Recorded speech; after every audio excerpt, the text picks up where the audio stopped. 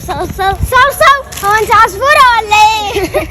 انت ليه بتعامليني كده يا اروى؟ امال عاوزاها تعاملك ازاي يا فريده؟ يلا امشي من هنا. يلا يا ناس قرف. ايه يا روح قلبي هو؟ انا عايزة اموت. تموتي؟ ليه يا حبيبه قلبي بتقولي كده؟ انت عارفه ان انا ماليش في الدنيا دي غير. لا صحابي بيضايقوني. طب نفترض ان صحابك كلهم بيضايقوكي، انا بحبك وانا موجود معاكي، وممكن تستنيني هنا. طب هما بيعملوا معاها كده ليه يا ايهاب؟ مش عارف والله مي، بس تنمر صحابها عليها الدكتور قال لي ان الحاله هتبقى ميؤوس منها لو فضلت كده. طب ما تجرب تعالجها بنفسك. مش فاهم تقصدي ايه؟ قربها من صحابها يا ايهاب. يا دكتور يا واحد. بس يا رحمه يا دكتور ما تركز معانا بقى شويه. عايز ايه كمان؟ حاله اختي طمني عليها.